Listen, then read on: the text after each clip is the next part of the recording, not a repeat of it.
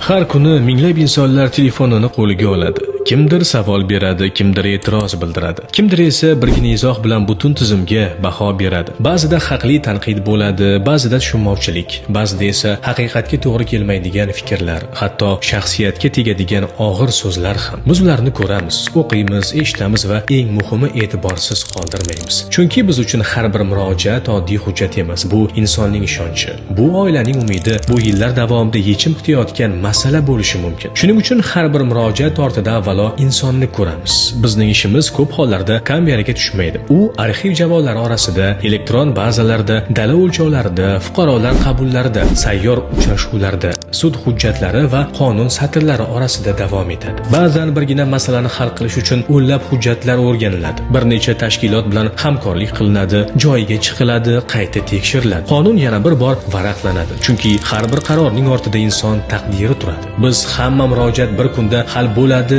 demaymiz. Bunga va'da ham bermaymiz, chunki ayrim masalalar vaqt talab qiladi, aniqlik talab qiladi, lekin bitta narsaga va'da bera olamiz. Hech bir murojaat e'tiborsiz qolmaydi. Biz mukammal emasmiz. Guruch kurmaksiz bo'lmaganidek tizimda ham ayrim kamchiliklar uchrab turadi. Ba'zida xodim xato qiladi, ba'zida mas'uliyatsizlik kuzatiladi, ba'zida fuqaroning haqli e'tirozi bo'ladi. Biz bunday holatlarni yashirmaymiz, oqlamaymiz, ustidan shunchaki chiziq tortmaymiz. Har bir holat o'rganiladi, xizmat tekshiruvi o'tkaziladi, qonun ustuvorligi ta'minlanadi. Aybdor javobgarlikka tortiladi. Chunki bizning maqsadimiz kamchilikni yashirish emas, balki uni bartaraf etishdir. Shu bilan birga har kuni minglab insonlarning murojaatlari ijobiy hal etilmoqda. Yillar davom etib kelgan muammoli masalalar o'z yechimini topmoqda. Fuqarolar o'z mulkiga qonuniy hujjat olmoqda. Tadbirkorlar faoliyatini davom ettiryapti. Oilalar o'zining mulkiga egalik huquqini tiklamoqda. Bu ishlarning ko'pi ijtimoiy tarmoqlarda ko'rinmaydi. Chunki odatda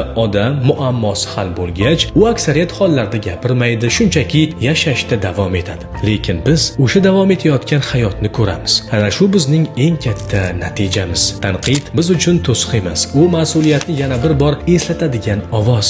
Har bir haqli e'tiroz bizni o'z ustimizda ko'proq ishlashga undaydi. Har bir adolatli fikr tizimni yanada yaxshilashga xizmat qiladi. Bizning maqsadimiz internetdagi bahslarda g'olib chiqish emas, bizning maqsadimiz inson ishonchini qozonish. Bu esa izohlar bilan emas, amaliy ishlar bilan erishiladi. Shuning uchun biz bugun ham ishlayapmiz, ertaga ham ishlaymiz. Har bir murojaatni eshitishda, har bir masalani qonun doirasida hal etishda, har bir insonning huquqini himoya qilishda biz mukammal bo'lishni emas, har kuni kechagidan yaxshiroq bo'lishni maqsad qilganmiz. Chunki ishonch gap bilan emas, mehnat bilan qozoniladi. Biz ishlayapmiz.